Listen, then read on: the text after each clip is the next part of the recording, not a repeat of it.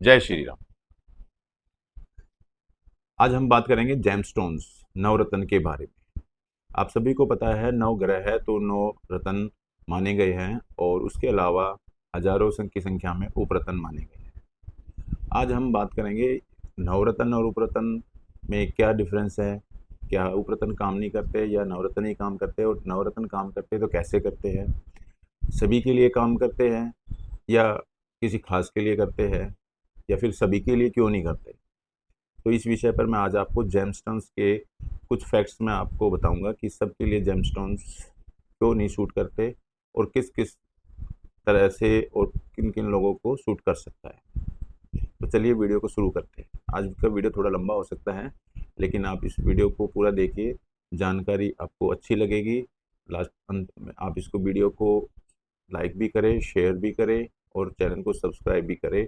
हो सके तो अपने विचार कमेंट द्वारा हमें भेज सकते हैं। तो चलिए वीडियो को शुरू करते हैं।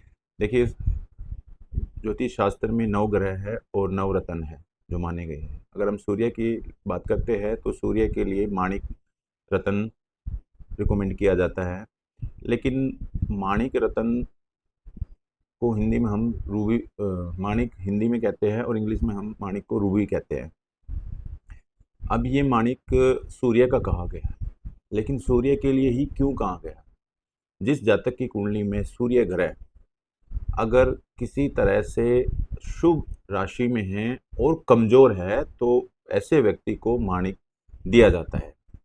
लेकिन अगर कोई जातक सूर्य ऑलरेडी अशुभ अवस्था में बैठा है और वो माणिक पहन लेता है तो उसको भारी भरकम नुकसान हो सकता है। इसी तरह चंद्र के लिए है। चंद्र के लिए हम मोती धारण करते हैं, लेकिन मोती धारण करना है तो कब करना है?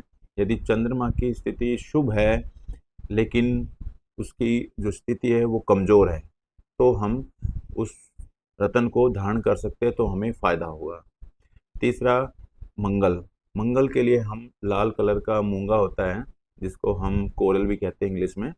मंगल भी ठीक इसी तरह अगर शुभ अवस्था में है तो हमें मंगल का रत्न धारण करना चाहिए, अन्यथा आपको नुकसान भी दे सकता है। इसी तरह बुध का भी है।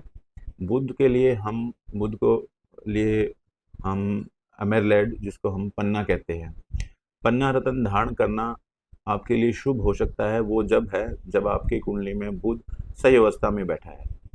इसी तरह बृहस्पति भी है, शुक्र भी है, शनि, राहु, केतु। गुरु के लिए पुखराज है, येलो सफायर।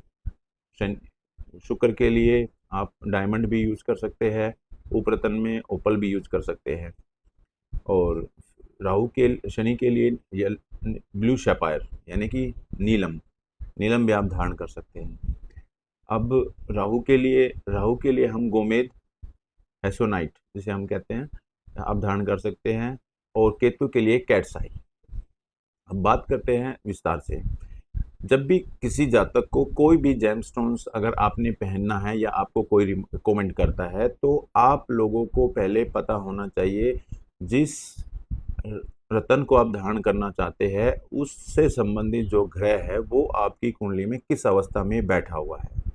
यदि आपकी कुंडली में कोई भी ग्रह नौ में से अगर शुभ अवस्था में बैठा है और अगर कमजोर है तो ही आपको रत्न धारण करने की सलाह दी जा सकती है, अन्यथा आपको कोई भी रत्न ऐसा नहीं धारण करना है जिसका ग्रह शुभ नहीं है और नीच राशि में बैठा हो, षष्टम, अष्टम और द्वादश भाव में बैठा हो। क्योंकि अगर मान लो आप षष्टम भाव में बैठे ग्रह सूर्य हैं और उनका रत्न धारण कर लेते हैं तो सूर्य अगर अशुभ है तो आपके ऊपर षष्टम भाव के फलों को बढ़ा देगा, जैसे रोग, कर्ज और शत्रुओं की उनमें ज़्यादा बढ़ोतरी कर देगा। ठीक इसी तरह कोई भी रत्न षष्टम, अष्टम, द्वादश भाव का अगर है बैठा है तो ये आपके लिए नुकसानदायक हो सकता है। इसीलिए सभी के लिए रत्न उपयुक्त नहीं होते।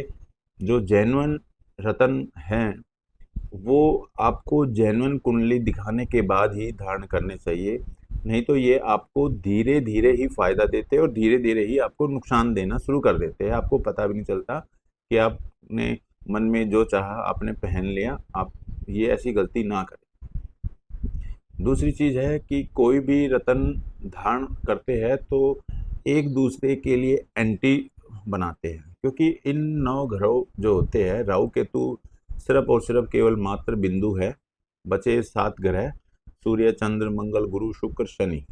तो ये जो है अपने तत्वों में बटे हुए हैं, यानी कि पंच तत्व जैसे होते हैं तो इनके भी तत्व होते हैं, और ये 12 राशियां होती है। 12 राशियों के हिसाब से उनके तत्व है, यानी कि आकाश तत्व को छोड़ के 4 तत्व जो है, अग्नि, जल, वायु और अर्थ, पृथ्वी तत्व, ये 4 तत्वों में 12 राशियों को